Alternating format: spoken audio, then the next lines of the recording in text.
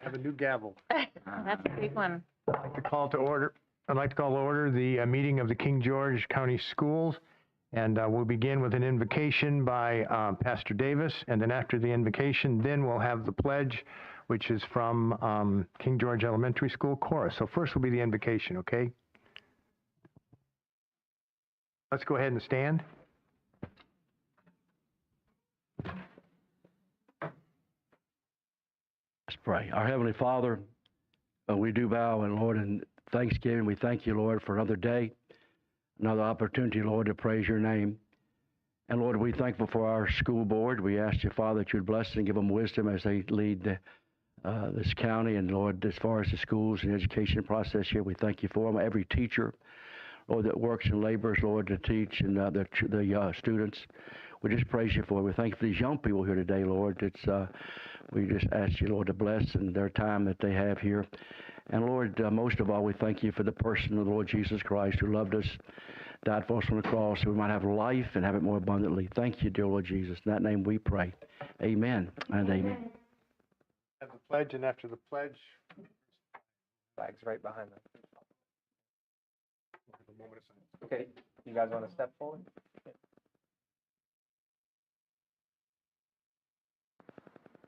One of you or two of you can step near the mic. Volunteer. Okay. I pledge allegiance to the flag of the United States of America and to the republic for which it stands, one nation, under God, indivisible, with liberty and justice for all. We ask that you stay standing.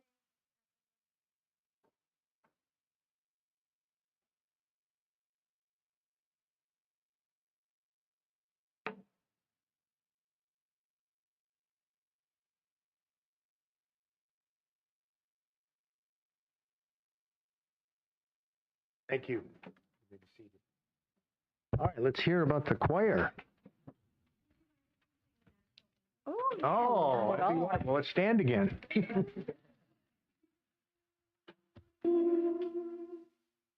Oh, can you see be light? What so at the twilight glass gleaming, toothbrush stripes and bright.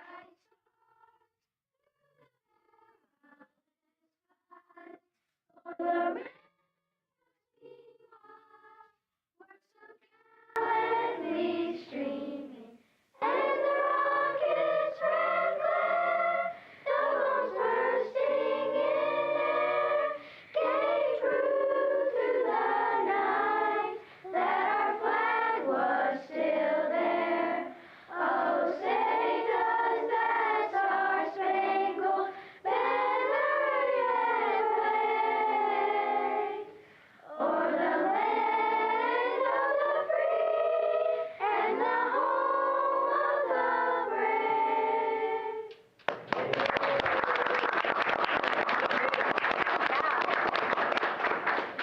Well done. Well, tell us a little bit about the choir at King George Elementary. So the choir is very fun, and you get to experience how to memorize music and how you think of the different kinds of music and why they are important to our world. And it is just very fun singing and doing things that I think is fun. Okay, it's fun. Yeah, go ahead. Somebody else. Chorus is fun because you get to learn songs, and you get to practice your voice, and you also get to meet good people and make new friends, and that's why chorus is really fun. Good. What about somebody else? Go ahead. Hi, KGES chorus is fun because you get to sing in front of multiple people, which shows courage. You get to, and it's both 2 grades combined, 4th and 5th. So you get to meet people from both 4th grade and 5th grade. And that's why it's fun for me. Anybody else?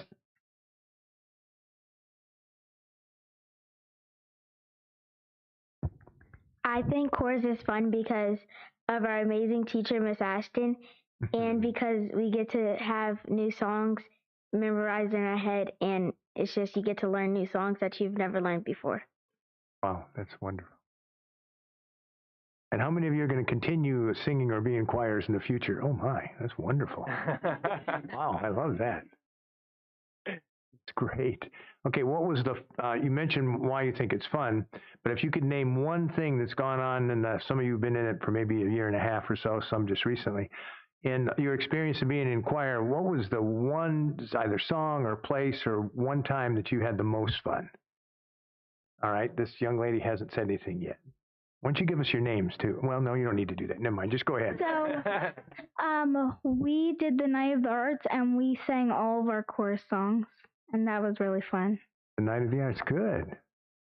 All right. We got to sing at the national anthem at a Fred Nats game, and we also got cheap tacos.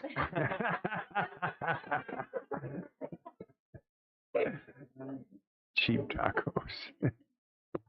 We sang a couple of songs at like a winter concert at our school, and that's all. Yeah. That's good. Yes, go ahead. At the Night of the Arts, one of the songs we sang was Dust in the Wind, and our music teacher, Miss Ashton's fiance, played the violin. Oh. Good. Anybody else? All right, let's give him a hand. That's well. Hold on, see if some of the other board members had questions. Anybody? All right, thank you. Thank you. Thank you.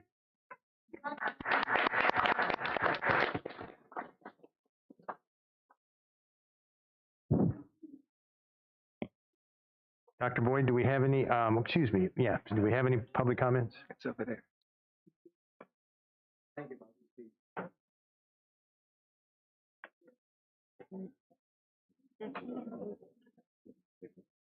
Yeah, at middle school. Oh, no. You told them?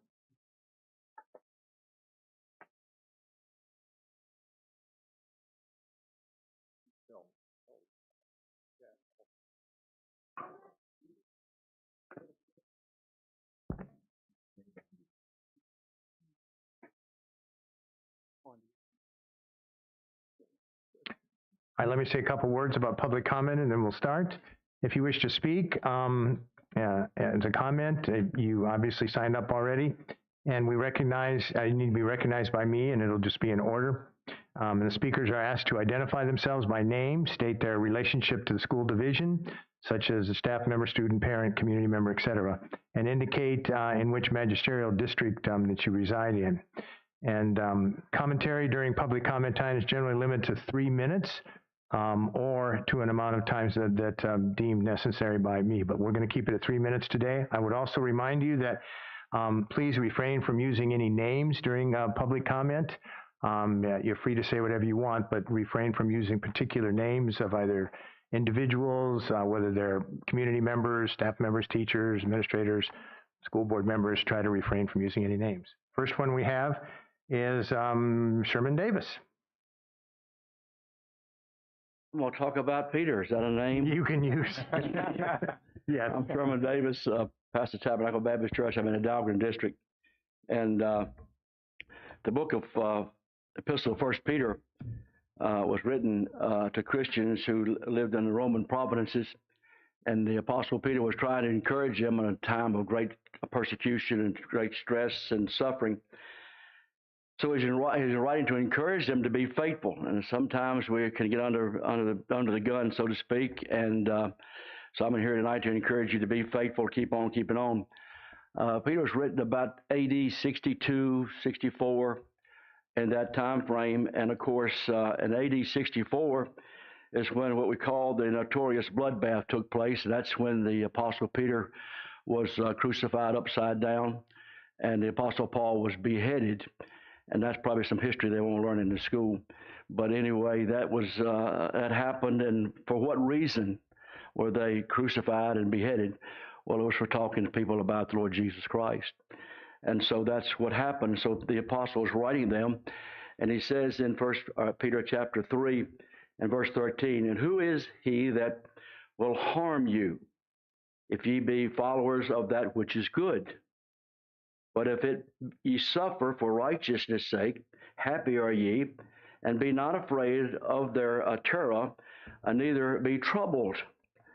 But sanctify," means set apart, "but sanctify the Lord in your hearts, and be ready always to give an answer to every man that asketh you of a reason of the hope that is in you with meekness," that's this away, "and fear." Meekness and fear, become what you say. "Having a good conscience, that whereas they speak evil of you as an evildoer, that they may be ashamed that falsely accuse your good conversation in Christ." The word conversation there simply means your lifestyle and not only what you say, but how you live. "For it is better, if the will of God be so, that ye suffer for well-doing than for evil-doing. For Christ also have once suffered for sins, the just for the unjust, that he might bring us to God, being put to death in the flesh," he died physically, "and quickened by the Spirit," was resurrected by the Spirit of God. And so these words are words of encouragement to those who may be going through tough times, may be going through I'm sure that everybody loves y'all, and you always do the right thing. And so, anyway, I'm just here to say thank you for what you do, and may the Lord bless the reading of His Word. It's inspired, it's infallible, it's inerrant, it's without mistake, and it's the greatest book that's ever been written on the face of the earth. The number one seller, probably the less read, but the number one seller. And I got 11 seconds. Thank you. Thank you. Perfect timing. Thank you, sir. I got a prayer meeting I'm going to. Okay. All right. Okay, Logan Limbo.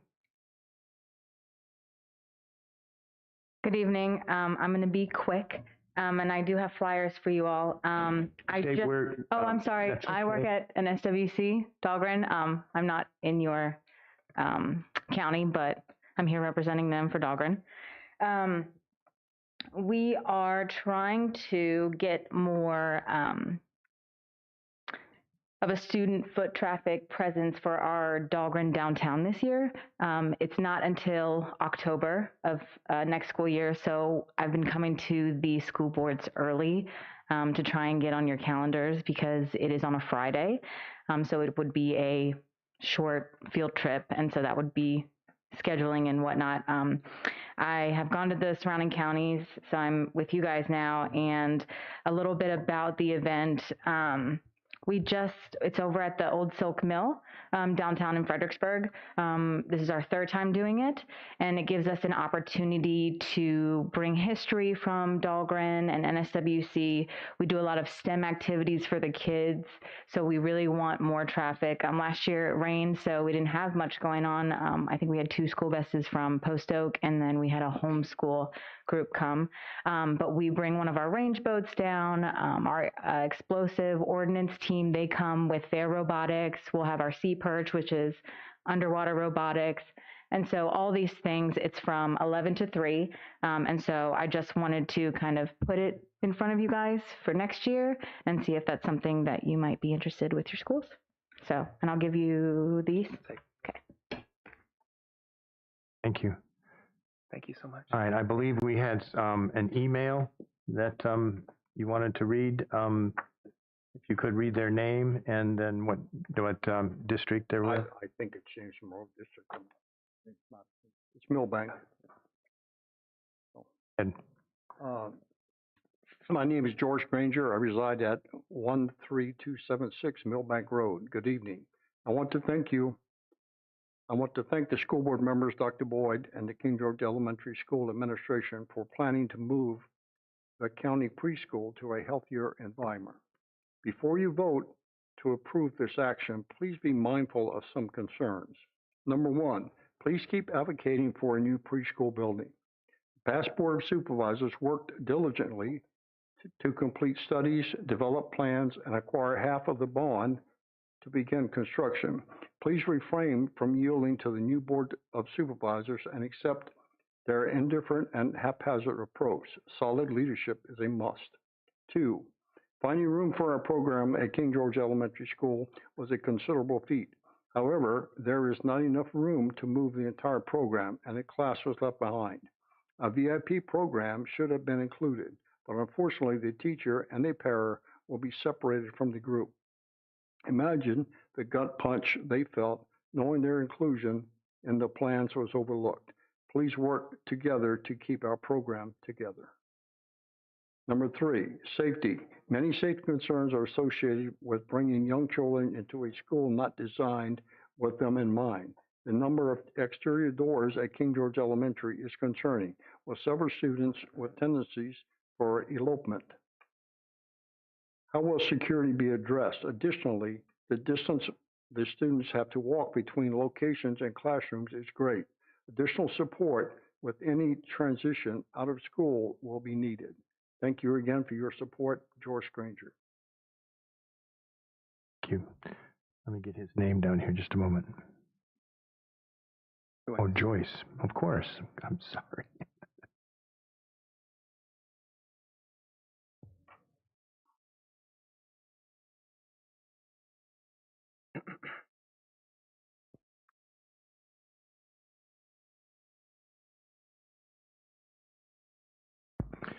All right. Next, any changes to the agenda?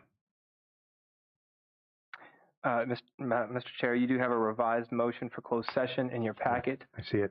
And then also, I want to add that the Health Advisory Committee meeting has moved from April 23rd to May 1st at the school board office at 5 p.m. So again, that's the Health Advisory Committee meeting. That's moved from April 23rd to May 1st. This is typically on the second page of your agenda there. You had this on your last agenda. This is just a change of date from the 23rd of April to May 1st.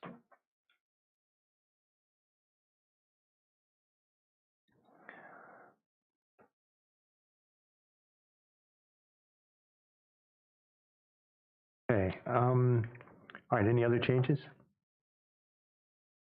Okay.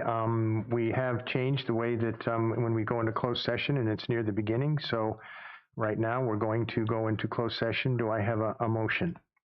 Pursuant to State Code Section, Pursuant to State Code Section 2.2-3712A of the Code of Virginia, I move that the board convene in the closed meeting to review hires, substitutes, stipends, and resignations, and for discussion specifically, the evaluation of the division superintendent as permitted under 2.2-37A number 1 of the Code of Virginia. Have a second? Second. Second by Mr. Frank. Any discussion? All right. All those in favor, say aye. Aye. Chair votes aye. We are now in closed session.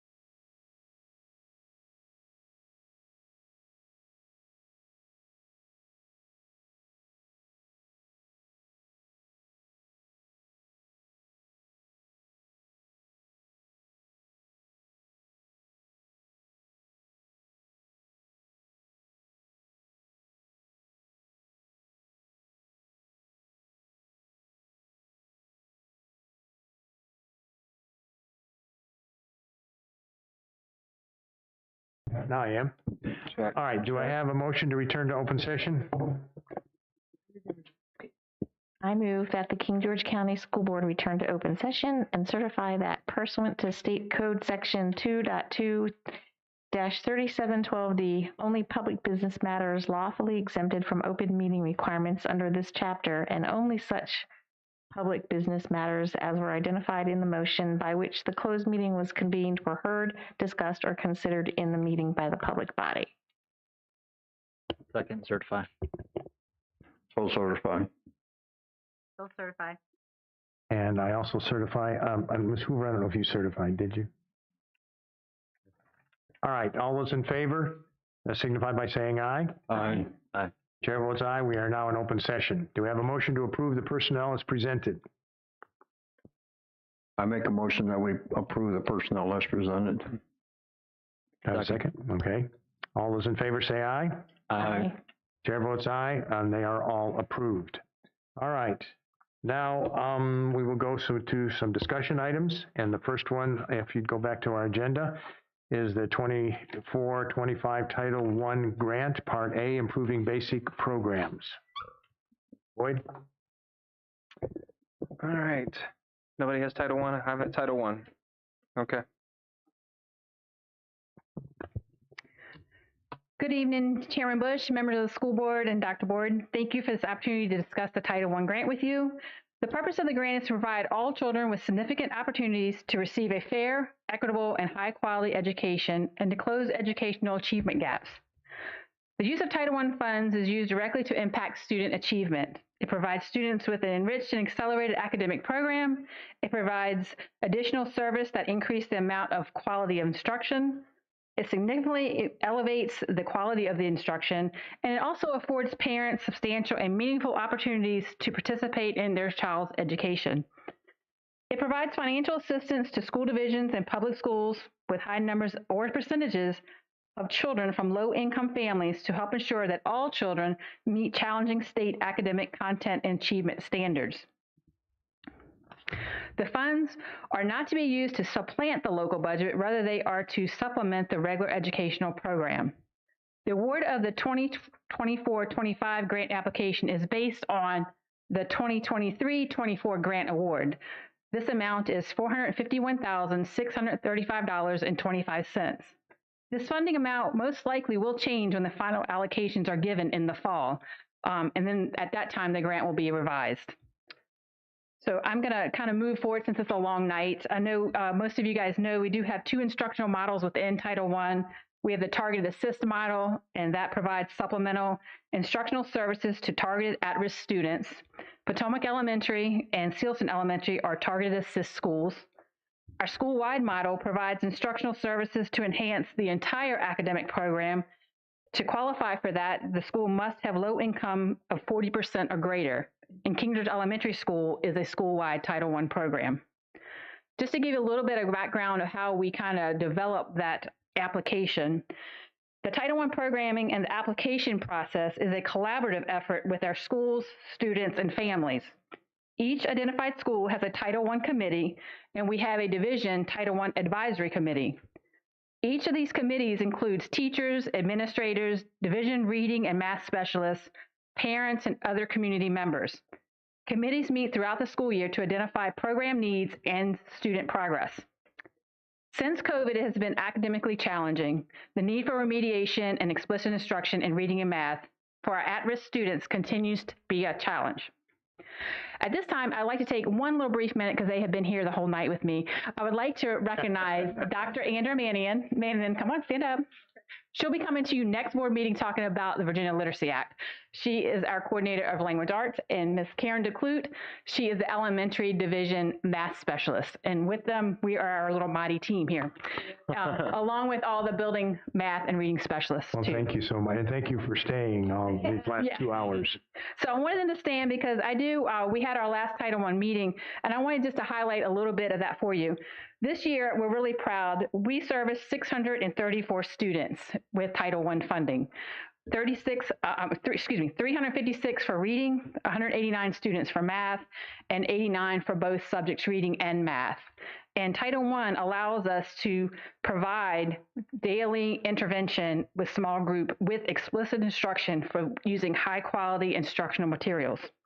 Each school hosted 2 Title I Family Engagement Night activities for our families, which I think is very impressive. The turnout has been great. The parents have enjoyed them, and they walk away with a lot of great activities they can use at home. So we have a lot to be proud of. So I would like to personally thank everyone for their dedication and their commitment to our students. Thank you for your continued support, and let me know if you have any questions with the grant. And I assume we need to try to approve this tonight, right? That would be wonderful. All right. If board members, if you look at it, the total is on the second or third page. Again, it's $451,635.25. And do I have a motion to approve the Title I Part A grant? I move that we approve the Title I Part A grant in the amount of $451,635.25. Second. Do I have any further discussion? All those in favor signify by saying aye. Aye. Chair votes aye. Grant is approved. Thank you so much. You are welcome. Yay. All right, next is the Title II grant, Part A, supporting effective instruction. Hi, good evening, Chairman Bush, school board members, and Dr. Boyd, and also our student representative. I'm here to give you a little bit of background about the Title II formula grant. So King George County Schools uses Title II formula grant for financially assisting our professional development for teachers and staff, and in turn, this improves our quality of instruction. So Title II funding supports career teachers, mentor teachers, and exemplary leader teachers.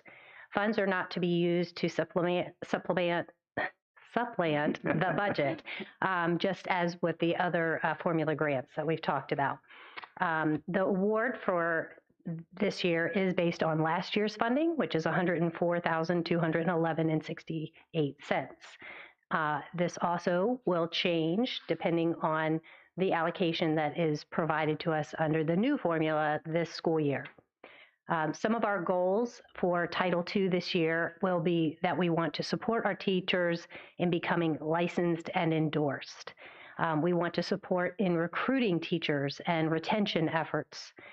We want to increase professional development opportunities for teachers, and improve and increase teachers' knowledge of their content, improve classroom management skills, and instructional strategies based on research. We provide mentors for our newly hired teachers, and we provide training for the mentors and training for the new teachers. Those are some of our goals. Do you have any questions about Title II? I do, but it's to Dr. Boyd. Okay. Just to clarify, on the budget, that was one of our things we recently talked about, was the mentoring thing. Is this fund outside of what we're asking in the budget? Obviously it is, but I'm just saying, was that included? In our budget presentation? Yeah. Yeah, so this is in your revenue document. So these are federal funds that we receive annually. Okay. Yeah, and they're breaking down into these 4 titles. So does that answer your question? I'm just, because I'm just hoping that we're going to get that 104. And yeah, we'll get that one. It could change a little bit according to Ms. Hill, but we'll get somewhere in that ballpark. Okay. Sorry. Yeah, that's what I'm trying to say, because we were just like in a meeting, but sorry. Any further questions? Not, do I have a motion? I assume, again, we need to approve this if we can. I don't see any reason why we couldn't unless somebody has a problem with it. Do I have a motion? Yes, Mr. Chairman. I make a motion that we approve Title II Grant Part A, supporting effective instruction in the amount of $104,211.68. Second. Any further discussion? All those in favor say aye. Aye. Chair votes aye. The grant is approved. Thank you. You are welcome. Thank you for your report. I appreciate it very much. I'm reading, yeah. All right. Next on the agenda is the Title III. I bring to you the Title III. Thank you. How about that? Yeah, good. Federal funds under the Title III grant support programs to address English language proficiency and academic achievement for our English learners. We use this money to support language instruction and activities that increase knowledge and skills of teachers who serve our L students. King George County receives an award of $6,285.43. This award is our current funding, and the grant is written based on the current funding. And again, the new allocation will come out. Sometimes it's more, sometimes it's less. So currently the division is serving 80 students that are English language learners. And of those, 18 have exited the program but are still monitored, and they're called FLEPs, which is former limited language proficiency. There are 8 languages that are serviced in the county right now, with Spanish being the most common. We also have students that are Hindi, Portuguese, Korean, Russian, Ukrainian, Urdu, and Mandarin speaking. We have 3 teachers currently that serve our L population. At the elementary level, we have 2 teachers with 6 preps each. And at the secondary level, which would be middle and high school, we have 1 teacher with 7 preps. And you have to remember, not only do they have that many preps, they also have that many languages that they are trying to service students in. Most of our L teachers do not speak another language. One of them does. The other 2 have limited skills in Spanish, actually. So it is really a craft that they have to be able to work with students that home language or main language that's spoken at home is not English. Do I have any questions about the Title III grant? I'm curious. I mean, obviously it's $6,000 is not very much money. No. So what kind of requirements are levied on us in exchange for accepting this money? I'm sure the federal government has some expectations of us for. Yes. So the assurances are in the packet, but basically it just means that we're spending the funding within the limits of federal funding. So again, as long as we're not spending that money on what we would purchase here with local funds. So years ago, somebody told me that it's sort of like the cupcake with the icing and the sprinkles. We provide the cupcake and the icing. These are the sprinkles. We can still enjoy the cupcake without the sprinkles. So it's sort of, in this instance, we would still be able to have our program for L's if we did not have this money. This money just makes it better. So we can send teachers to professional development that maybe we wouldn't be able to send them to. We can buy maybe an instructional material that we wouldn't be able to afford normally, as long as it's not something that we've already purchased. So when we talk about supplanting, we're talking about if I have a series that I'm already using in the classroom and I need additional copies, I'm not allowed to use federal funding for that. It would have to be a new type of instructional material that we don't purchase with our local funding. Okay. Any other questions? Do I have a motion with this one? Yes, Mr. Chairman, I make a motion that we approve Title III, Part A, Language Instruction for English Learners and Immigrant Students Grant in the amount of $6,284.53. I second. It's $85. 84. Yeah, at first we said 85, but on the motion it does say 84. Mm-hmm. So on the motion here it says $6,284.53. Is that right? I'm going to look at the grant. I was going to say. Because I might have. On the application, it says $6,285. Yeah, it's whatever it says in the application. Okay. So I think it's 85. You were right, Mr. Yeah, it is 85. Frank, but it's 85. Okay, I'd like to revise that to $6,285.53. 43. Sorry, 43 cents. Anybody got a penny? Yeah, we need that dime or whatever. Okay, do I have a second? I second. Any further discussion? All those in favor say aye. Aye. Chair votes aye. The grant's approved. All right, let's go on to the last grant, the Title IV. Are you still up there? Okay, go ahead. So the Title IV grant is used to increase student. I don't have my glasses. I think I could do this. Okay. Do you need some? Okay. This is really small. Sorry. Thank you, Tana. Embarrassing. Okay. So the Title IV grant will be used to increase student academic achievement. Oh, thank you. Through strategies such as providing funding for supplemental educational activities, supporting a well-rounded education, and improving school climate through Project Kind initiatives related to Title IV activities for safe and healthy students. Title IV funding also supports improving teacher quality by providing funding for teacher and staff training and professional development that will support high-quality instructional strategies for students. So, in other words, this funding helps to support waiving fees for students that are eligible, let's say for an AP course or a dual enrollment course where they may not have funding. This grant also supports things such as collaborative opportunities with community organizations and agencies to expand our network of support for students. Additionally, funds are used in professional development areas that support alternatives to suspension and things like trauma-informed classrooms and relationship building. So the goal is well-rounded education, safe and healthy students, and access to technology.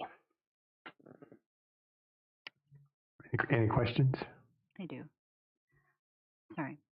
Title I funding and all that is dear to me. And we went to the Title I night, the last one you guys had, and that was great and informative.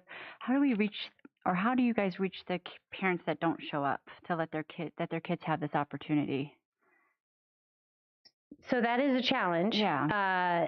It is about communication, and so communication through classrooms, through teacher emails, teacher notes to families, sometimes teacher notes specifically taken home to a child as they get older. A lot of children don't want to take that kind of thing home to their parents, or it gets lost in a book bag. So we really do rely on the internet and also on cell phones. A lot of our programs are pushed out through social media. We just try to provide an environment where parents are welcomed and want to come into the schools. Yeah, this is such a great opportunity, and I'm wondering if we should work with like Jeff Jones. Is it Jeff Jones? Jeff Smith to even push this when he does the house visits and things like that. Just because I know I'm a busy mom, and there's many times I don't see things that I should, and y'all are doing your best, but I just think this is wonderful. So thank you for all that y'all do with this. Yeah, sure.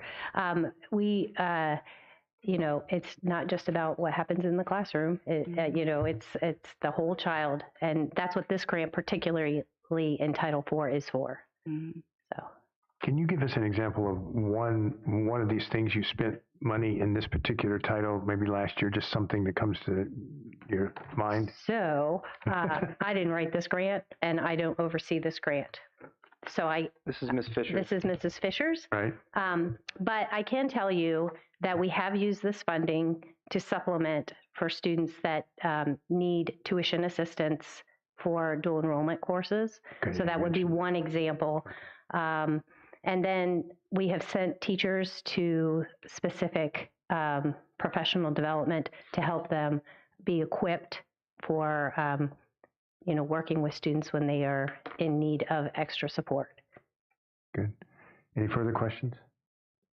Do I have a motion? I make a motion that we approve Title IV Part A grant in the amount of $32,798.56. Second. Any further discussion? All those in favor say aye. Aye. Chair votes aye. Grant's approved. Thank you very much, all of you who did those presentations. Appreciate it. All right, now we're going into the norms and protocols. If you will, this was something that I put on the agenda. It's something that we've talked about before. If there's a copy, I believe, in your packet, if you don't mind going to it for just a moment, hopefully this won't take long. I just want to look at some corrections. The first one is if you look at number 18 in our norms and protocols, it has to do with the superintendent's evaluation. Hold on, the board will evaluate the as per contract. Hold on.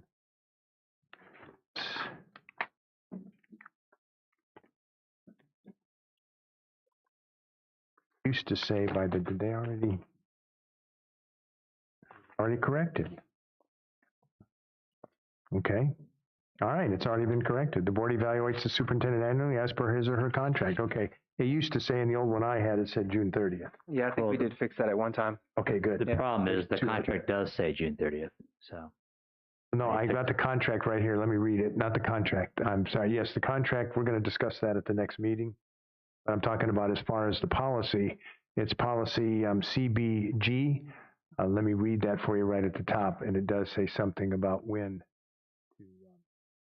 that this is done. Hold on just a minute.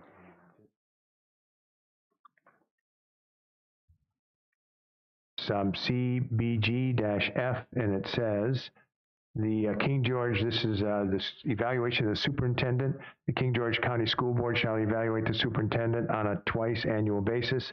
A formative assessment to be completed by June 30th, which we did tonight, of each year, and a summative assessment shall be completed by 31 December each year. I was going to recommend that we use this exact wording in the norms and protocols rather than say it's per contract. I don't see the point in repeating a policy. Maybe we say, if we want to put it in a protocol, we say as per that policy. Okay, either one, that'd be fine. Say as per policy CBG-F. Certainly. What you're saying, that's fine, rather than putting the words. Okay, I like that better than the contract, because the contract could change, and there is a problem in the contract. I agree with that. But we are going to talk about that. I'm going to mention that in board comments. So, Dr. Boyd, if you could go ahead and put under number 18 on the norms and protocols, if you could put as per policy CBG-F. Yes, sir. And that's under I, evaluation schedule, CBDG-F, I. Or 1, sorry, not I, 1. Okay, wait, say that again. You said CBG-F, and then it's the first paragraph, it's I. Okay. That in parentheses, maybe. Okay, all right. The second thing I wanted to mention was, if you'll notice in the norms and protocols, number 4 and 5 are identical. We've seen this before.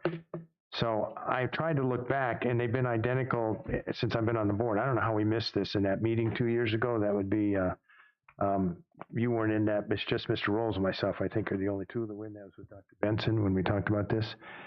And I went back, and these are identical. So we need to cross out 1. So let's eliminate 1, and there'll just be 5 of them instead of 6 in this first part. It looks like the packet that we have, they're different. 4 and 5 are different.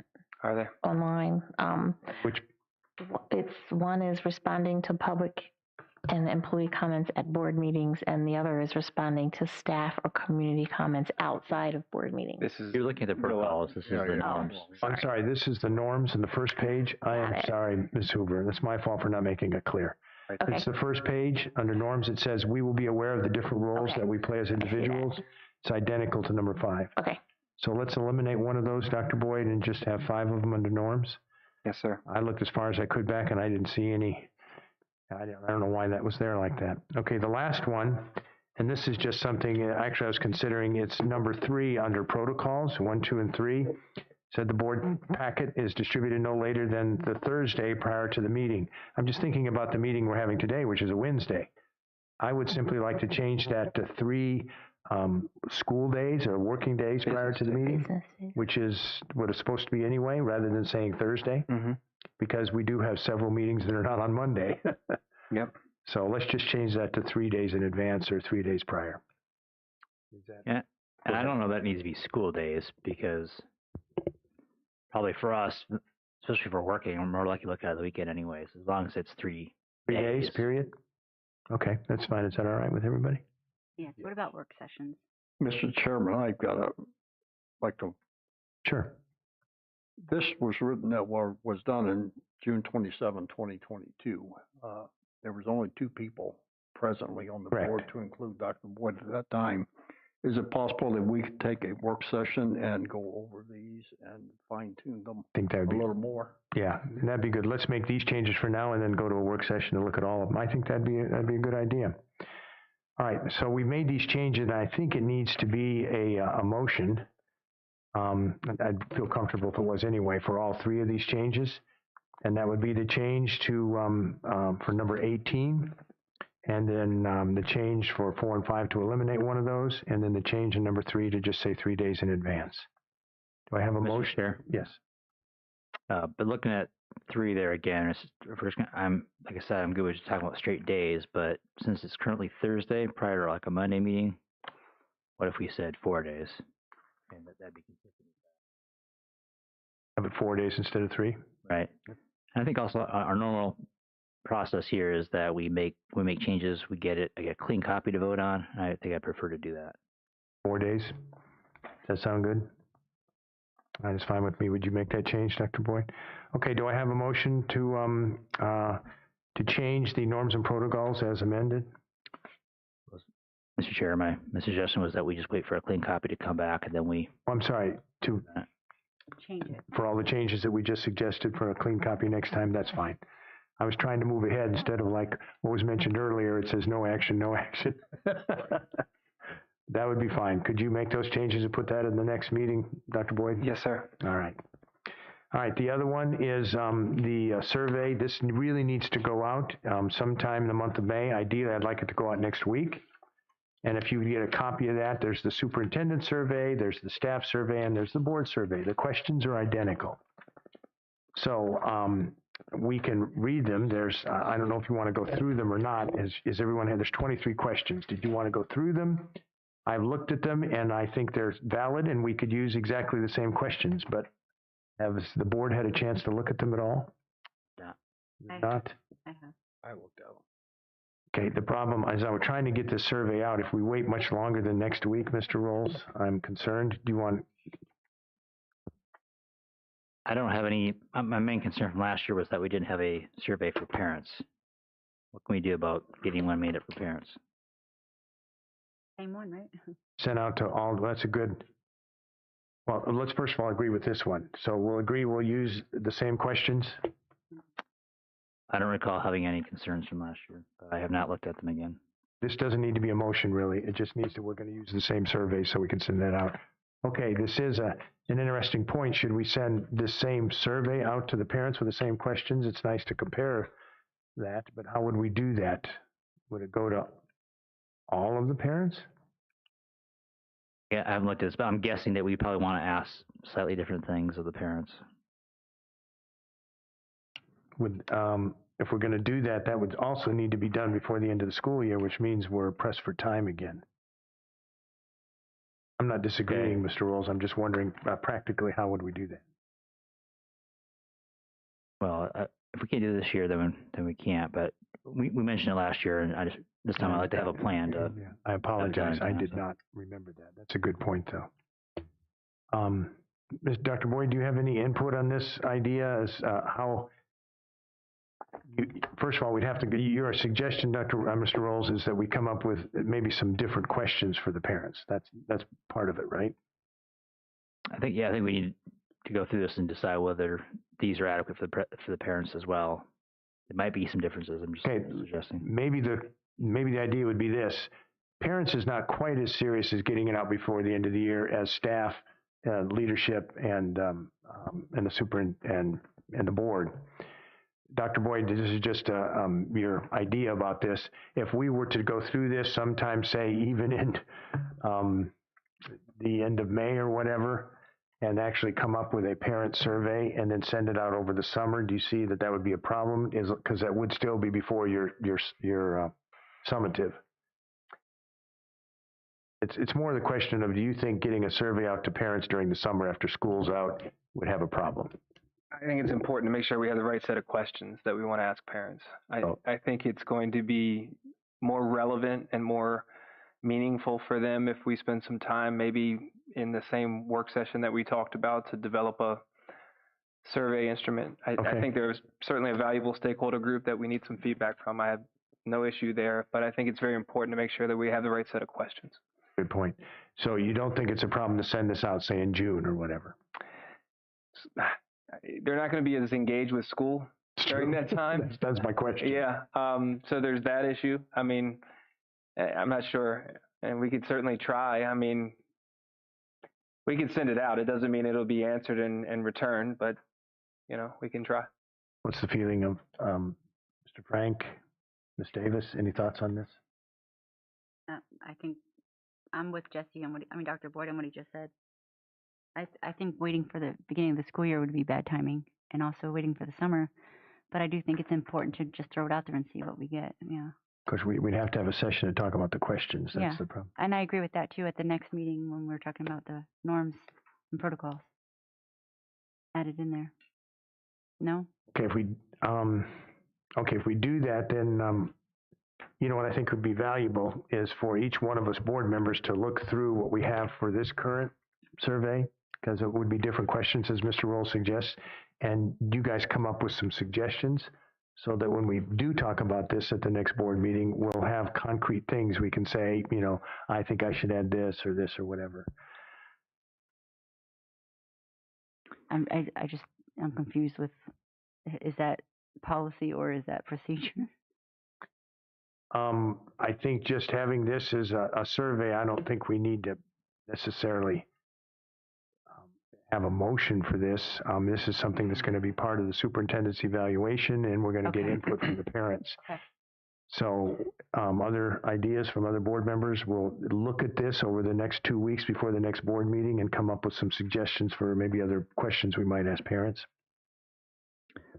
Mr. Chair, as I flip through this again, or just now, I think I look at it, many of the questions, I didn't see a single one that I thought that absolutely doesn't apply to parents. I think by and large they do.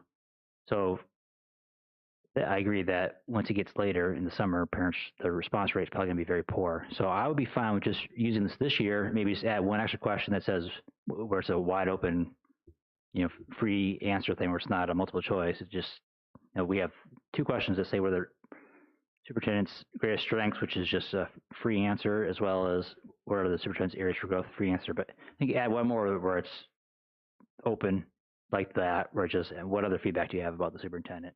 Then we can take that and use the same questions and add what other feedback do you have?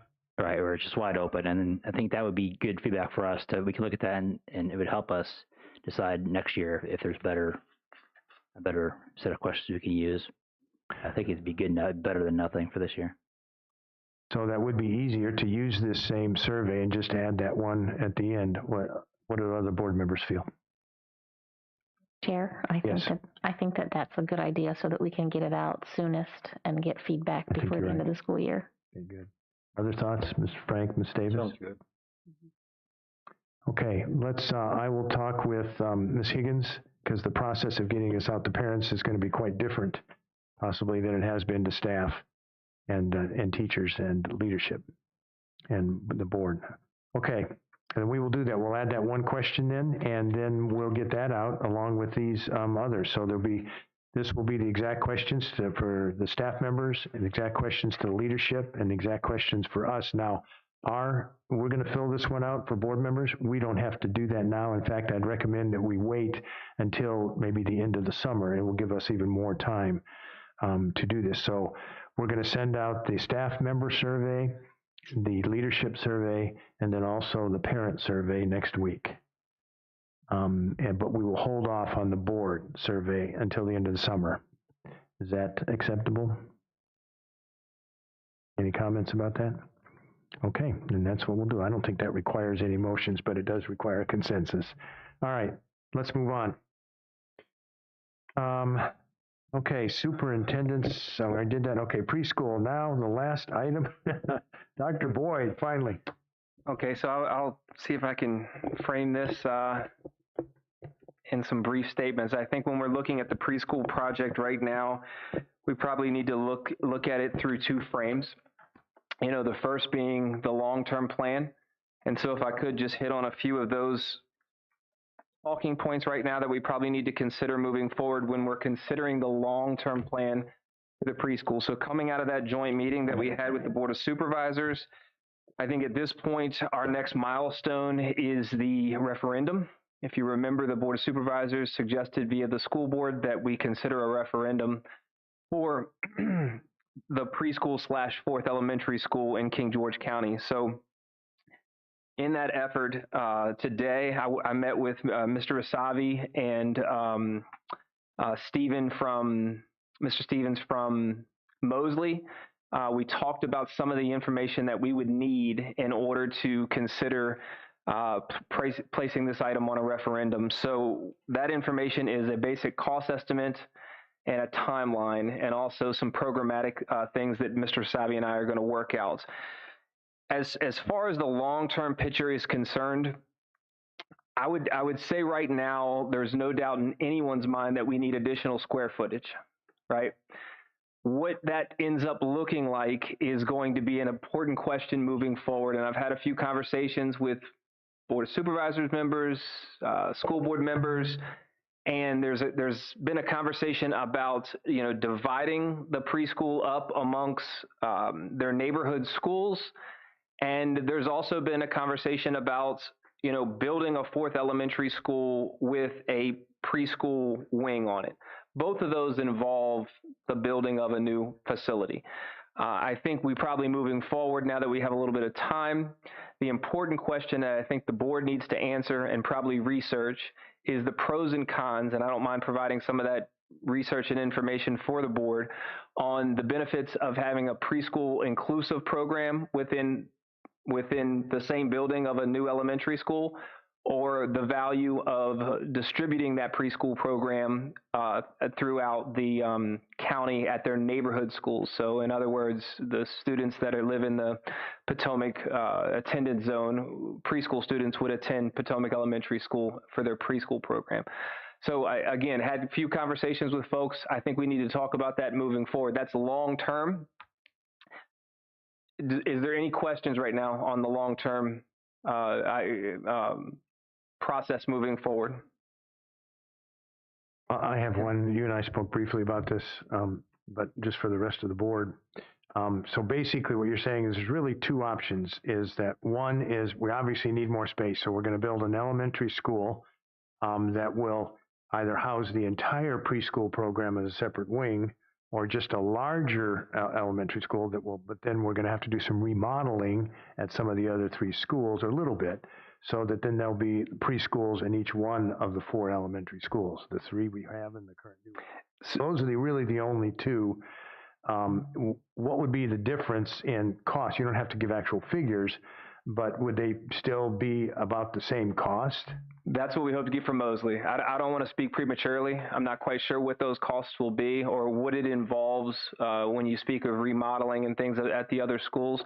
We had a very good meeting with the architect from Mosley this morning. Mr. Davis was in attendance. Mr. Asavi was in attendance, myself. And we talked about those two options. I think they're both options that are feasible for our school division and our county moving forward. In serving the preschool students and also serving the needs we'll have for a fourth elementary school. I think where we get into a deeper conversation is the different programmatic approach that both of those options would provide. The value of being in your neighborhood school or the value of an inclusive preschool program within a new elementary school building. What you want from us then is to kind of right tonight to make a decision is which one of those two, regardless of the cost right now. I don't think we need to do that tonight. I think that it would be beneficial for us. Again, what we need right now and what we'll get from Mosley is some beginning cost estimate numbers. Okay. What they need for the referendum is a basic cost estimate and some programmatic things.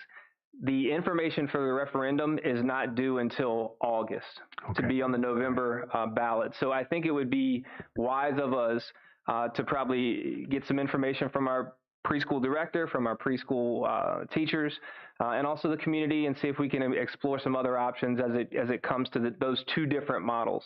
Again, I think both of those models serve our purposes moving forward, but that again is the long-term picture that we probably need to focus on. Now, it also includes, I'm sure, the road we've talked about. Both of those models will still include that road that will connect the schools. Is that correct?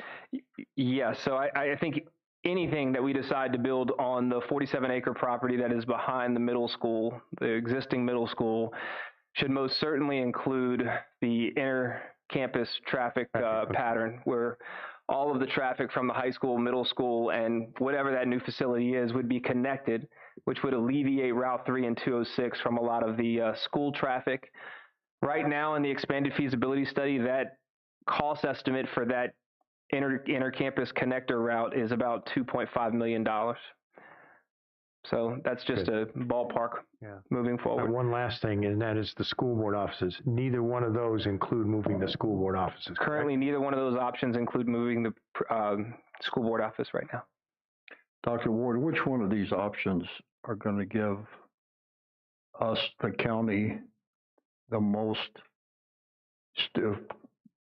kids in school with the least amount of logistical impact for those kids? In other words, we don't want somebody in Sealston having to ride every morning to a King George. Sure. So which one of these options are going to give us the most students in class with the least logistical impact? So that's what we're going to find out from this study. And I think it's going to I think if we kind of picture the attendance zones that we currently have. So if we take a look at our Sealston, our Potomac, and our King George Elementary attendance zones, if we build a fourth elementary school, those attendance zones are going to need to be adjusted. If we have a preschool program that is within that fourth elementary school, then we would adjust those attendance zones accordingly in order to absorb a certain amount of kids to come into that new fourth elementary school, meaning we would probably subtract from those other attendance zones less in that example. Now, if we were to take our preschool programs and divide them amongst the neighborhood schools, then that would probably involve our attendance zones shifting slightly more, meaning that our Sealston, Potomac, and King George Elementary School attendance zones would shrink, and our new fourth elementary school attendance zone would probably grow out of the middle there, given where the property is. I think right now, again, it would be a little premature to probably say which one would have the greatest or least impact, because I do think both models have pros and cons that we need to consider, and probably talk to some folks that have a little more experience with doing it. Mosley does things like this. I also, over the weekend, spoke with RRMM architects.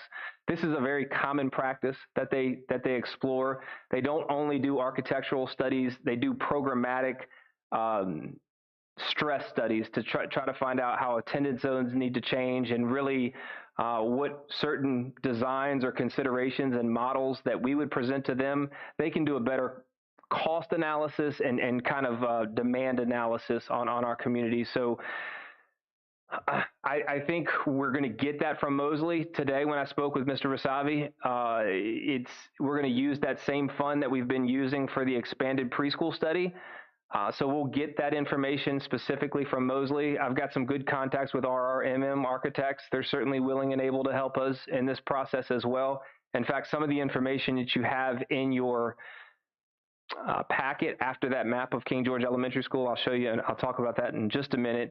But they talk about some of the progression strategies that they've used before. And in those progression strategies, they talk about exactly what we're talking about here, making sure that we consider all of the inputs and the stress that we'll be putting on the system with the different models that we have in mind. So like I said, in talking to different folks, I think there's pros and cons both ways. Without a doubt, everyone here, and I think everyone in our community, understands that we need more square footage when it comes to serving the students in this community. I think there's some room for conversation when it comes to whether or not all those preschool students are in one facility or whether they're in their neighborhood schools. Okay, thank you. Yes, sir. Dr. Boyd, I'll let you do your presentation here shortly, but so as far as a study, what's the approximate cost of that? They did not give us a cost estimate. So that's talking to Mr. Rasavi, so that'd be coming from the board of supervisors doing that, or how? Correct.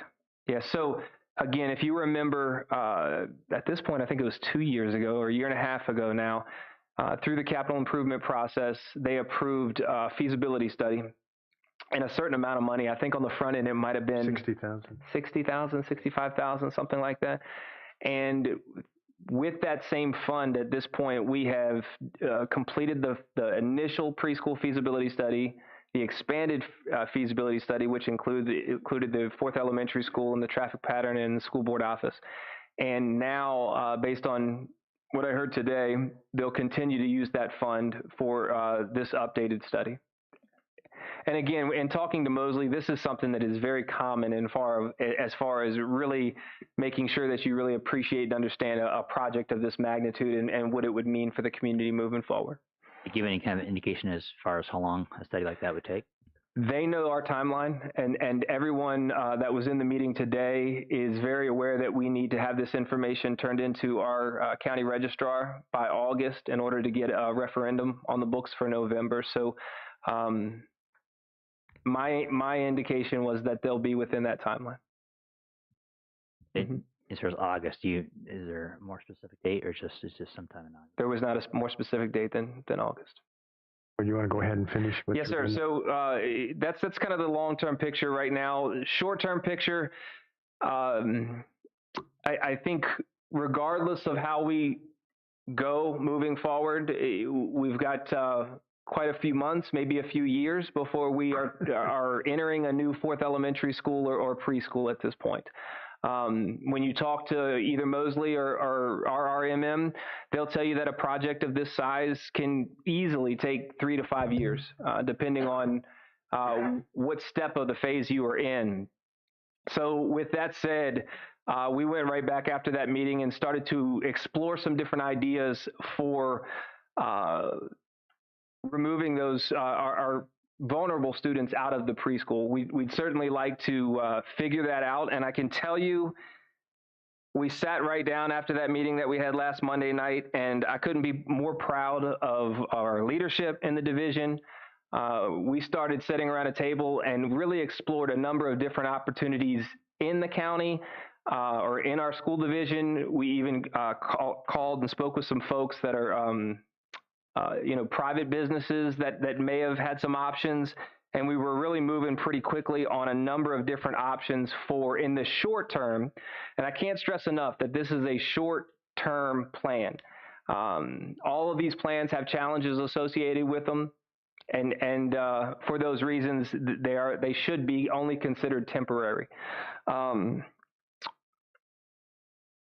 Where I think we are right now and the most viable option we have, if you take a look at your packet,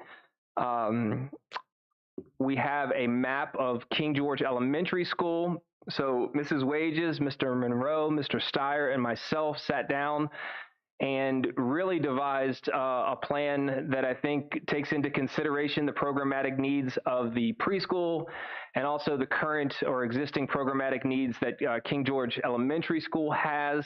If you take a look at that map and you're familiar with King George Elementary School, they're a pod system. So right now, their pods are set up by your lower grade levels in a particular pod, all the way up to your upper grade levels. Mr. Steyer and Mr. Monroe were able to locate 6 classrooms right now. Going into next school year, this plan, it's important to state that this plan would be in effect for next school year. We have about 4 more weeks in this school year. This plan does involve a lot of moving parts, so we would certainly need the summer, we would certainly need our maintenance staff and a number of other resources to be pulled together so that we could pull this off. But I think the end result is one that is in favor of us all, of seeing if we can't get these students out of that preschool building right now, given the deteriorating condition that it's in. But if you take a look at the map, I think they call that the purple pod. In the upper left-hand corner, you can see that the wing with the pre-K students in it it's also the wing with the kindergarten students and the first grade students in it. So they would have a good portion of that wing for classrooms. We also talked about a number of different things: transportation needs, playground needs, needs for support services, office spaces. We went through a number of things that we needed to consider, and this became the most viable option moving forward. Like I said, it's a lot of moving parts. And I would point out that what this option does do is obviously it gets our pre-K kids into a better environment, which is desirable. I should point out too that all these classrooms do have their own dedicated bathroom in them, which is an important thing for our pre-K students. It does, however, take this building, this King George Elementary School, our one school that did have, that was, under capacity, to capacity. So now Sealston Elementary School, Potomac Elementary School, and now King George Elementary School, as well as King George High School, are all at or very close to capacity, or some over capacity at this point. I can pause there for any questions. Oh, wait, I did remember one thing. What this does, so the pre-K, the total number of pre-K classrooms are 9. There are 6 classrooms that would be available in King George Elementary School.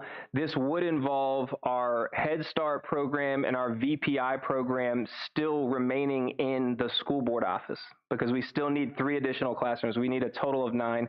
And unfortunately, we weren't able to squeeze 9 classrooms out of King George Elementary School. So the Head Start program, as you all know, is already on the bottom floor of the preschool, of the school board office. We would move the one VPI classroom to be next door neighbors with our Head Start program, and then be able to service those students there in this short-term fix right now. I can stop there for any questions. Questions? Yes, out of the bond that was provided by the prior Board of Supervisors on September 19th, do we know of 2023? It looks like there was a little over $7 million provided towards the preschool, and the rest was given to the fire station. Do we know how much is left of that? I don't think right now that they've touched that bond at all. I can't speak for them. Okay. I know that bond was for the construction of the fire station, and right now that's they're still going through some design phases and trying to figure out how they're going to build a fire station, what they're going to build in terms of a fire station, and how much that's going to cost. The remainder of that bond was going to be for the preschool project. We did speak with Davenport. That bond, to my understanding, and again, this is more of a county manager question, but from what I've heard, that bond has to be dedicated, or that portion of that bond has to be dedicated to schools. Mm-hmm. So it's a little wider range. It doesn't have to necessarily be a preschool. Mm-hmm. It could be, to my understanding, for anything school related, a 4th elementary school or anything of that nature.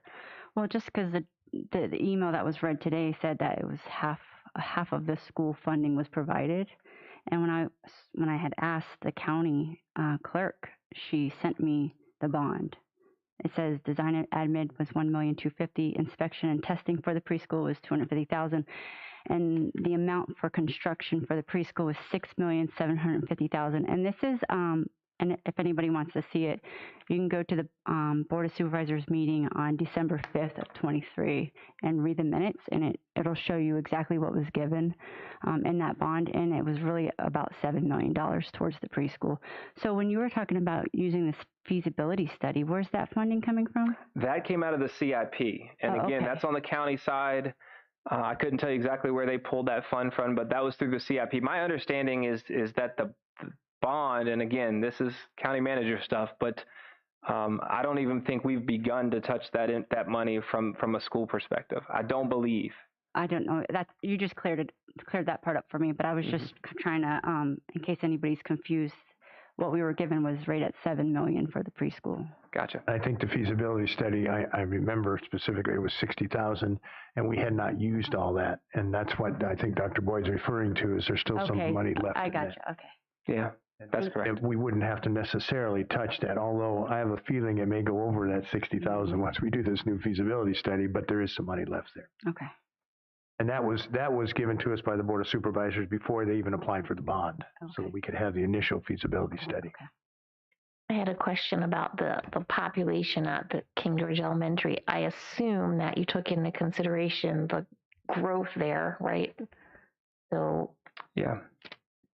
So again, we've had a few extra classrooms over there. We're keeping an eye on the growth of the school. But again, I think what's important here is that this is a temporary fix.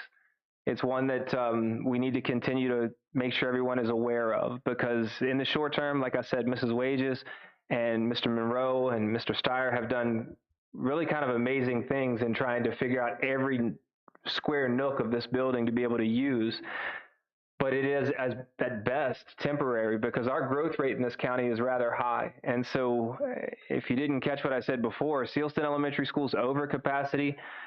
Potomac is just about there. We've bought a little time with the modular units that we're putting in there.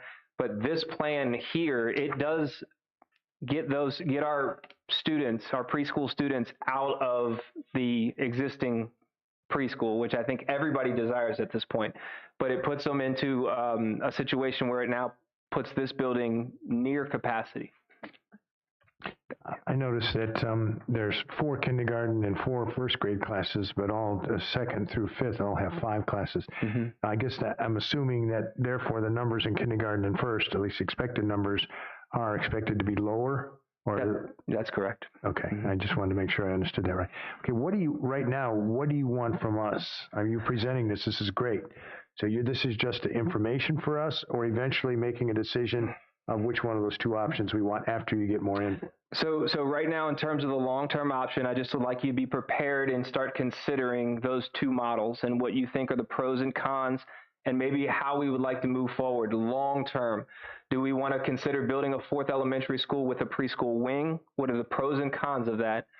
And then on that same note, what are the pros and cons of having our preschool students attend their neighborhood schools? So that's the first thing. We'll have to probably within the next meeting or 2 really flesh out an answer to that so that we can provide Mosley a clear picture programmatically about how we want to move forward, because there will be some cost adjustments based on those 2 models. And those are things to consider in your thoughts about this as well. In the short term, just your blessing, just making sure that you guys, this is a programmatic change. This is certainly something that I'm responsible for doing. But just any feedback or any thoughts you would have about making this change in the fall. You don't necessarily need that decision tonight. The long term, the 2 choices. No, I do not need the long-term decision tonight. Any feedback on this short-term plan is timely, however, because we're parts are moving on that. Well, then let's do that. Let's give Dr. Boyd then some of our opinions about the short-term solution of moving the preschool, at least these classes, to King George Elementary School. Thoughts on that? I think it's a great temporary solution. My next question is about transportation, I guess, because King George Elementary is the closest elementary to the school board office. Perhaps transportation wouldn't be too messed up. It's not. The other thing that's valuable in this conversation is that the preschool has slightly different start and finish times. So we consider that as well in our conversations. We talked about parent pickup and what that would look like for the preschool students. I think we've got a pretty good plan, one that considers the timing of the school day for King George Elementary School and the preschool. I think we've kind of worked through some of those challenges. Mm-hmm. Do we think it would be terribly disruptive to the other students on that wing? Obviously, it's the best thing that we have going. Right.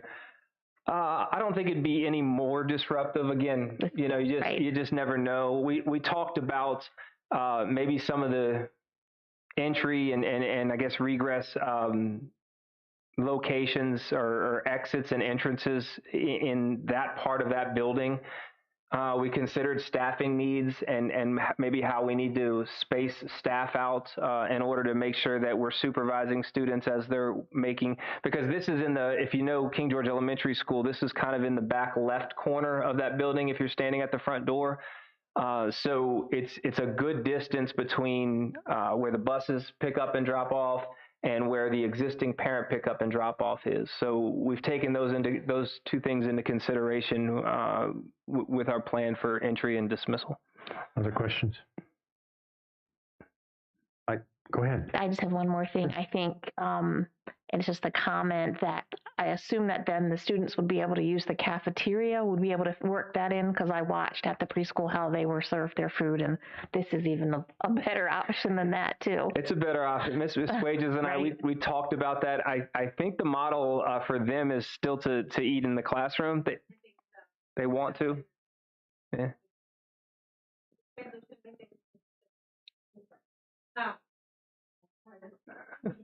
I think the transition is going to be the biggest challenge. Getting the gymnasium is, the gymnasium is pretty far, right, for that piece for our gross motor, and the, transition from the front door back. That's probably the biggest thing right now.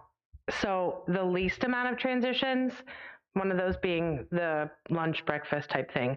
So if we just do gym time, it would be 3 transitions, morning, afternoon, and gym. And we may have to tweak that as we kind of move through. Thank you. Sure. I have a question. The cafeteria and kitchen area, you've spoken with them. They don't see too much. Obviously, it's going to be a lot more work, but they don't see too much of a problem with this. Spoken with them. I don't know if you have, but they are the ones that prepare our meals right now, and they bring them over to us. So it'll be easier. Yeah, exactly. Okay. Outstanding. Just wanted to make sure. Thank you. That's a good answer. So I guess you're looking at for at least a consensus or a motion. I wouldn't mind a motion. That'd be fine. Yeah. Okay. Do I have a motion for a temporary solution for the preschool to move to King George Elementary? Mr. Chairman, I make a motion that the King George preschool move to King George Elementary for a short-term fix or a couple-year fix until we decide on a new school board. A new school, a new preschool. Do I have a second? I second. Oh, okay. I mean, discussion now. First, who seconded it? Ms. Hoover? Yes. Okay, further discussion. Mr. Rolls? Well, I mean, this is just presented, so I'm wondering, to what extent have we gotten parent input on this plan? Yeah. Not much right now, but to be honest with you, it's not.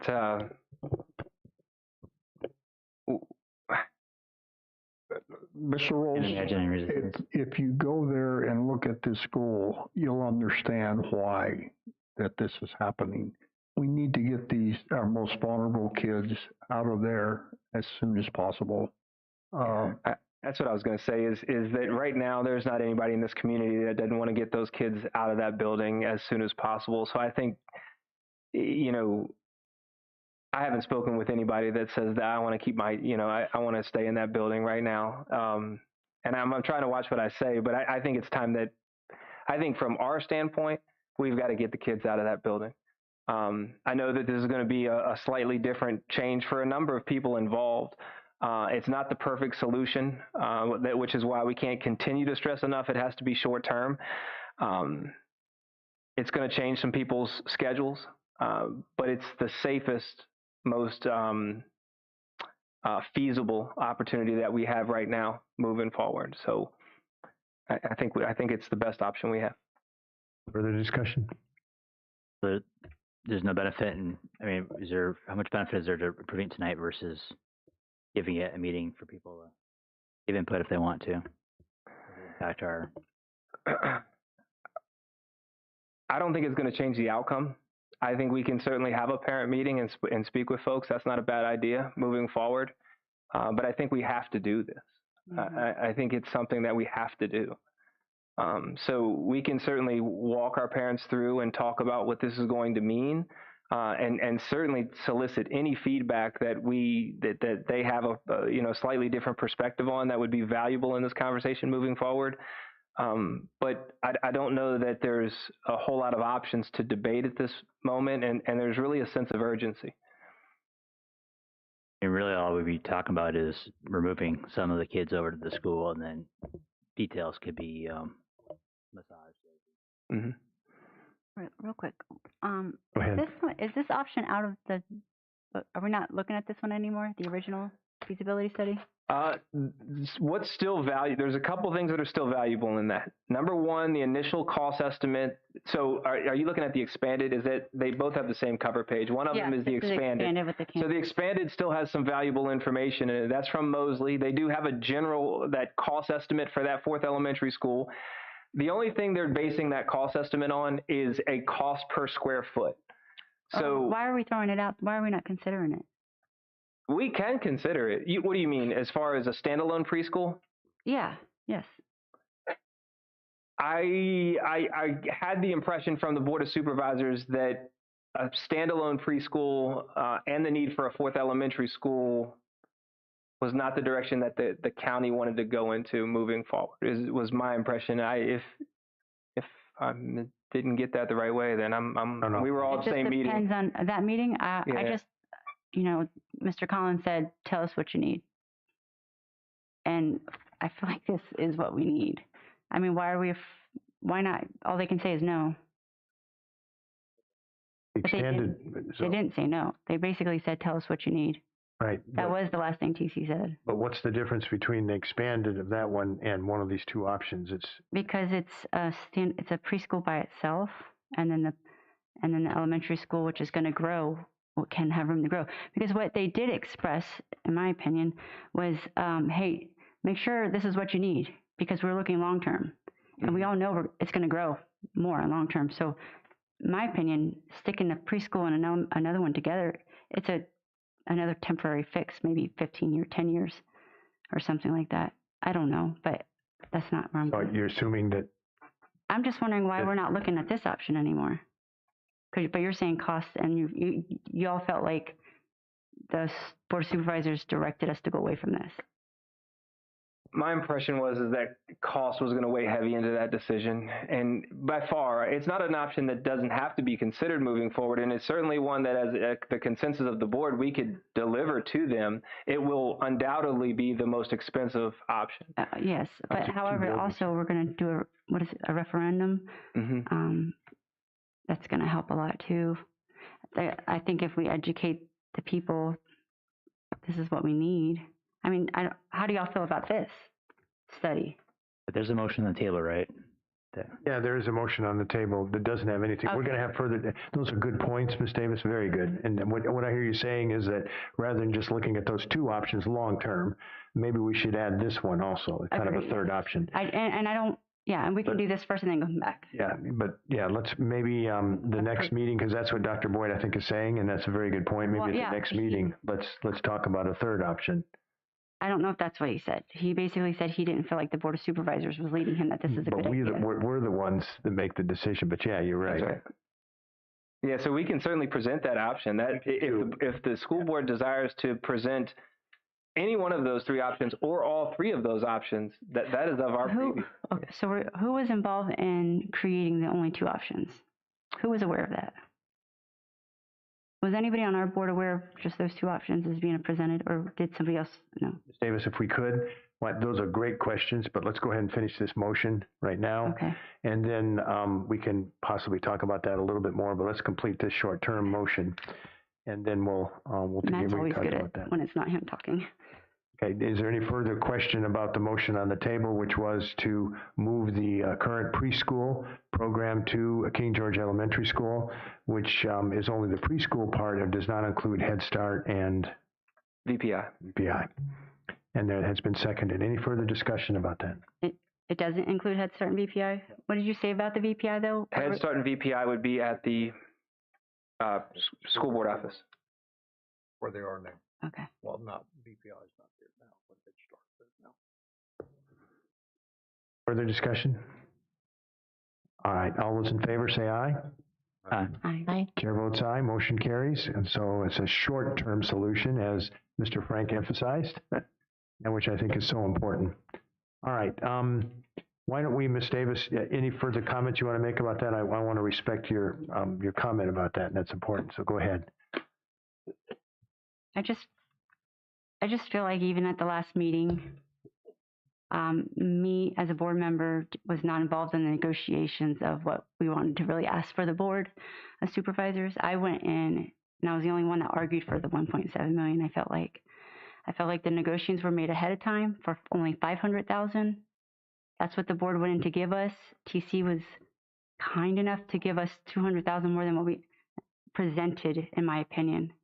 And that's what I feel like we're doing now. Is I don't understand what's wrong with presenting this.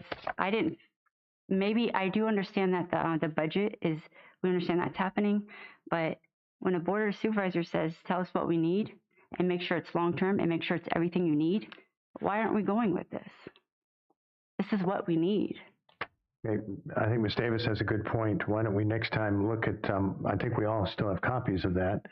Let's look at the possibility of having 3 options and discuss all 3 of those. And I would just want to make sure that we're all included on a way forward on negotiating and stuff like that, whatever is going on with which plans we're going with, please.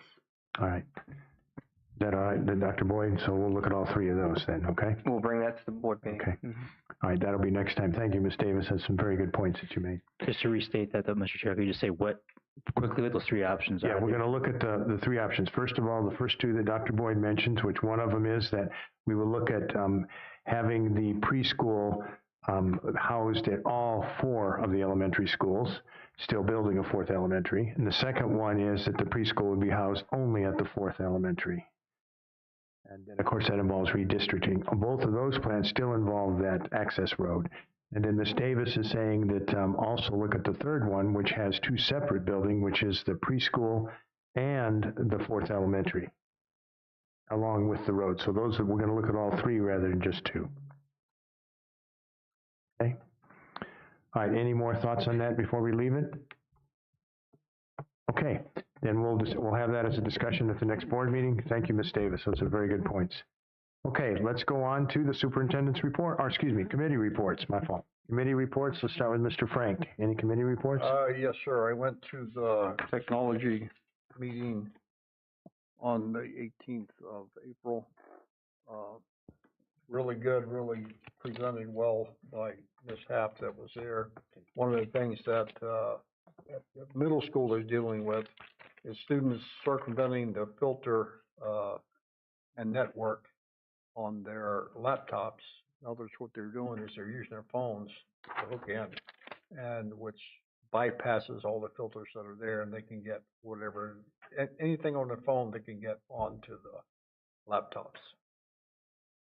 So just another thing about phones that are out there. And yesterday afternoon, I went with Major Callahan, and we, for the All-In program, as far as truancy, getting kids back into the schools. We visited 4 homes in the county, passing out those that weren't there, these little signs here that says, you know, the importance of coming to school, chronic absenteeism and stuff. Really good. Unfortunately, the 4 houses that we visited yesterday, no one was home in either house. So, which is, you know, I don't know where the students were. They weren't at school, but they weren't home. That's all. Thank you. Committee reports, Ms. Davis? Pat, thank you. Okay, well, I don't have any committee reports because we were supposed to go to the lab school tonight at a meeting, but obviously we were here. So I have no committee reports. Mr. Rolls, committee report? Yes, for the Commonwealth Governor's School, previously reported that the fiscal agency has changed. That'll be Stafford starting in July. But yeah, so a lot of change for CGS right now. We also have our director is going to be leaving, and we're actively searching for a new director, and we expect to make that final decision around the end of May. But I would say much appreciate the outgoing director's service over the years. We had at least one a very good evaluation from VDOE during her time. We expanded field trip opportunities, and I think it's been a very good program. But there's a lot of change right now, but I'm optimistic that we're going to make the program even better going forward. And did have the opportunity the day after the last school board meeting to go to the CTE Eats, which I got into the very first one of those that they ever had, and hadn't got to be back until this last time. And so it's just very impressive to go there and see what Mrs. Hill and doing. So I think it's just a great example of what public education can be, because they set up a framework where the community can come and plug in and contribute, and they're doing it. It's very, very encouraging to see the community step up and do that. I've had people come to me and say different things. Either, I got this business and I really want to give back. How can I do it? And it's just great to be able to point them to CTE Eats and let them jump in there. Or somebody says, hey, I understand CTE is just really deteriorating King George. I'm really concerned about it. Like, okay, well, you want to be part of the solution if you think that's the case, and pointing the same thing, CTE Eats, and they get there like, oh, this is great. I didn't realize we're doing such neat things in King George. And and it also was that night they were talking about the reverse career fair. So they had all the economics and personal finance instructors there. And y'all know how much I just abhor talking about economics. So so we sat down, we had a wonderful conversation talking about, let's see, the conversation ranged from talking about how they teach Adam Smith's Invisible Hand, and also the Austrian School of Economics. But I got to talk about a really great teaching resource on YouTube, which is a rap battle between two dead economists. That's about as good as it gets. It's very entertaining and educational at the same time. It's the Austrian School of Economics, F.A. Hayek against John Maynard Keynes. So they got two different videos out there on YouTube, which between the two of them have got over 13 million views. So I recommend, if you haven't seen them, to go check those out. You'd be very impressed. And so beyond that, we even talked about Bitcoin some, which is a great educational tool, and it's multidisciplinary. You can learn math with that, cryptology, economics, of course, and also even government. What's the government's role in money? Do you need the government to just tell you what money is, or is it independent of government? And so while we're on top of economics, I also mentioned that just yesterday I read about this Brazilian UFC fighter, Renato Moicano. And picture this, the guy, he pummels his opponent, wins the match, and he walks up all sweaty and bloody up to the bike, and he says, if I can find the quote here, he says, I love America, I love the Constitution, and if you love your country, you need to read Ludwig von Mises and the 6 Lessons of the Austrian School of Economics. So look, it's not just me. Now it's Brazilian UFC fighters. I mean, get with the program, everybody. This is good stuff. And on top of that, later he tweeted out that he wants to be paid in Bitcoin. So I think Renato's my guy. We got to hang out sometime. That's all I got to say. Over. Committee report. On April 11th, I attended the Title I Advisory Committee for Mr. Frank, who was out of town, and we kind of went over the whole program for the year, and Mrs. Harris did a great job this evening talking about it, so I think you've heard it. Thank you very much. All right, good job. Superintendent's report. I just want to thank everybody that set up here tonight. This was a challenge to pull this meeting off, so I just want to thank everybody that's been here for much of the day trying to figure out how to turn this school library into a Rivercombe building. So thank you for that. As I've already mentioned to you guys, I think it's going to be a pretty busy time moving forward. At the VAST conference this last couple of days, the conversations around accountability and the system changing in the state of Virginia is getting real, and it's getting real quick. So that'll be on the horizon, and I'll keep you guys informed. The Virginia Literacy Act, I don't want to steal anybody's thunder, but we will have a presentation next week, and as you all know, that will be a big push in the state and most certainly in King George County, so stay tuned. We did just get through a series of faculty meetings, met with all of our staff, making them aware of where we stood with our healthcare benefits and where we stood in the budget process. We're getting ready to do another round of faculty meetings in order to make sure that they're abreast of everything that's going to be rolled out with the Virginia Literacy Act. So all of that's happening even as we wind down in the school year. And finally, look forward to seeing, I guess, Colleen and David, you guys are going to end up going to Hopewell. We'll do that Monday morning at 6 a.m. We'll meet at the school board office to head down to Hopewell, and it'll be Grant Callahan's going to go, Hillary Half is going to go, and also Mark Wasson. Oh, okay. Yeah, is going to attend. Yep. So we'll go down and check out cell phone practices and policies at Hopewell. And I'll stop there, Mr. Chair. Thank you. All right, last is the board comments, and so we'll start with our student rep. I'm sorry you stayed here all night, 4 hours. Bless you. All right, go ahead. You gotta it's put it not right on. on your mouth in front of it. No. Done. Awesome test. Awesome. So our middle school rep, Michaela Posey, of course, had to go home. She had some tests tomorrow. But I did want to mention her points. She had 2 points. But the King George Middle School Band Program, it's continually growing. And recently, they just went to all 3 elementary schools, performed to kind of get 5th graders more involved in the music that they have over there at the middle school and the opportunities that band can provide them. Another thing was their comedy play they just had. I heard a lot of great laughs. It's really, really great. And they just announced that the musical for next school year is going to be Annie Jr. So, hopefully that's pretty good there. Now moving on to the high school part. I have multiple points because we have a lot of amazing students achieving amazing things.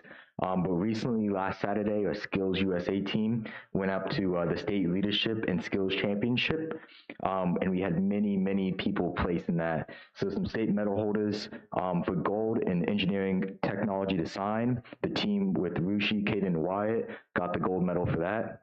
In additive manufacturing, Ayla and Ethan got gold medals for that. Architectural drafting, Kathleen got bronze, and in job skill demonstration, Selma got bronze. So our whole team at Skills USA is doing phenomenal stuff, representing not only the high school, but the county and our CTE programs we have here. Another thing I want to mention is our National Honor Society. They've been doing a lot of great things, led by their president, Jaziel Suyat. They made 50 jar boxes and donated that to people at Mary Washington Hospital. So that was mostly like a mini care package to help those people over there going through the tough times they're going through, whether that's surgery or other things to help them out. With NJRTC, we just had an amazing military ball. The CL Savannah Nelson running that and it's just incredible what that unit has continued to achieve and they're continually growing. I'm pretty sure soon they're going to outgrow that cafeteria for that ball pretty soon. And with Major Grant Callahan, Masso, and Helker, they're planning an amazing team bonding field trip out to West Virginia to kind of build that camaraderie with the unit and continue to grow that elective class. Our musical program coming up, the Newsies, from May 1st to the 4th. I highly encourage you guys to go. We have a lot of great seniors in our theater program, and of course, our spring play is the best play. So I'm looking forward to going and seeing that. On my end, recently, earlier this month, I had the amazing opportunity to attend Sierra Space Expo and Conference held up in DC, sponsored as a STEM champion from NAVC. And I just have to give it to our pilot program, Mrs. Rinko and Mrs. Hill, because everything there that I spoke about at the conference, not only with unmanned systems, AI, but one of the big things they really highlighted on is connecting industry with our military programs. And they need more people in the workforce. Huntington Ingalls, Newport News Shipbuilding, they're hurting for workforce, and they need those trade jobs. And I think our program, pilot program that we have here, working with Department of Education Career C Challenge, is really pushing that, and we're probably one of the top schools in Virginia right now pushing for that. And I think it's going to show once we start getting people in that workforce there. And then yesterday was National College Decision Day, so a lot of happy seniors, getting your honor cords, achievements, and then scholarship pictures. I have to tell you, just the amount of people we have getting scholarships, whether that's full ride, full tuitions, ROTC scholarship to academies, is just incredible. We have an amazing class of 2024. Might be a little biased because I'm part of that, but just amazing. And I do want to invite all the school board members to come out on May 8th for a scholarship awards program from 5:30 to, depending on how long we go with all the scholarships that we have to present, but it's going to be an amazing night celebrating our seniors and their achievements. And then we also recently had our academic pep rally, which I think was a success. It was really great to not only highlight pep rallies as sports, but the academic achievements of our students, whether that was high scores on their SOLs or attendances and things like that. And then lastly, not to end on a sad note, but I do want to acknowledge the loss of one of our student body, Diego Rodriguez. Our hearts and prayers go out to their family. Diego was a member of our soccer team, a member of our school party, and it's a hard hitting at home coming close to graduation. And so just to his family, our hearts and prayers go out to that, because we didn't just lose a member of our student body, but a teammate and a friend. So thank you. Frank? Yes, Mr. Chairman. First, I'd like to, again, thank the teachers and staff for all that you do. I'd like to thank the King George Elementary School Choir for their Pledge of Allegiance today, and also the singing of the national anthem. And that's about all I've got. I was really impressed with the little choir singing like that. One of the things that stood out to me, and I sometimes gets overlooked, is just the teacher behind that. And when a student can, in front of everybody and in front of their family and us, and say, we have such a great teacher, to me that stands out a lot. And we have a lot of those in our schools, which shows here. And then, you know, what he just mentioned, the CTE program. So, and for Mr. Brown and the loss of a student and friend, that's sad. And so I'm sorry to hear that. And I will pray for their family and for you guys. That's it. Mr. Rolls? First, thank you all for being here. This might set a new record for school board meetings, so maybe you should get medals after this. But also, thank the choir for coming. I do love music. It's a wonderful way to stretch your mind in different ways. It's important, just as important as other subjects too, I think. Thank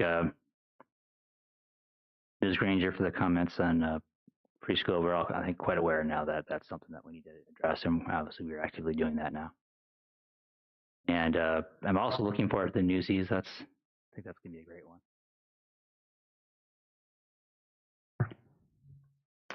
I also would like to thank everyone. The one thing that I wanted to say was I had received a few phone calls and drive-by visits from some concerned parents about the late buses. I did speak to Dr. Boyd about that, and I think that the problem with the late buses in this particular case was the breakfast being unavailable. So thank you for looking into that. I know that we have bus issues, so I appreciate that, Dr. Boyd. And thank you, everybody, for staying late. I, too, want to thank all of you for staying late. It is one of our latest meetings. I'm sorry that happened.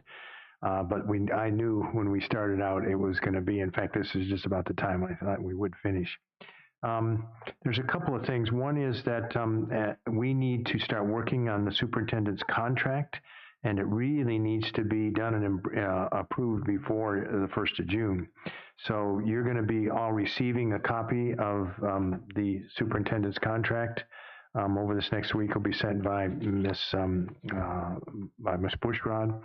And then we're going to be in closed session next time we have a board meeting, and we will discuss the contract. So would you look at the current contract, and then Dr. Boyd also has some suggestions that he'd like to see changes, and he will also send a copy of that. So we can be looking at that ahead of time. And so we'll discuss that during closed session on the next time, and then probably vote on it the time after that. So that'll give us time. Secondly is, as we were going through, especially tonight being so late, and there's a couple of times I've noticed because we were late that the middle school representative left. And I would like to recommend, and we'll put it on the agenda next time, I didn't think about it till really just a few minutes ago, is maybe to have the student reps, I just want board members to think about this, have the student reps actually give their report before we go into closed session. Right. We can, not just the reps, we will still do ours at the end, but the student reps, I think that way we would hear from the middle school. And also, I know it's tough if you've got exams or whatever, whoever's the student rep the next day, it's tough to stay here till 10, 11, 11:30 at night. So I'll probably add that, if you would, Dr. Boyd, add that to the agenda. Even, let's add it as I'd like to do that even before. Should have mentioned it earlier. I just didn't think about it till just now. But anyway, add that to the agenda, and because it is a change in the agenda, so we'll have to have a motion, so it probably won't take effect until the next meeting after that. Again, it was very nice hearing the King George Choir, and also for them to sing the song. I think that was great. And I agree with Miss Davis. Anytime you got students that bragging about their teacher, it's just always, it just kind of gives you a good feeling. That's really good. And I'm very excited about we're finally making some movement on the preschool. It saddens me to think that we're probably still a year and a half to 2 years away before you're actually moving into the building, though. I do worry a little bit about, and I know we've mentioned it many times, and we need to keep talking about it, getting complacent with this temporary move, because it does mean that we're full in all the elementary schools, and this is temporary, but we need to kind of continue to repeat that, especially considering this referendum that's coming up. And I'll be honest, I'm a little worried about the referendum.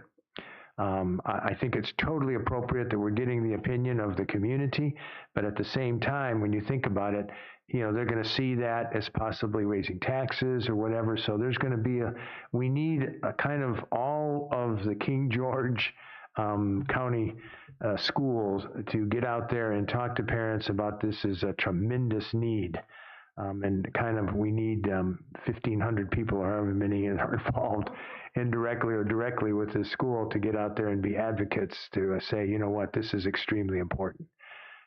So if we're going to have that, then let's be advocates for that and get out there and talk about it. And that's all I have. So do I have a motion to adjourn? Move we adjourn. A second. All those in favor? Aye. Chair votes aye. We are adjourned, and this is the big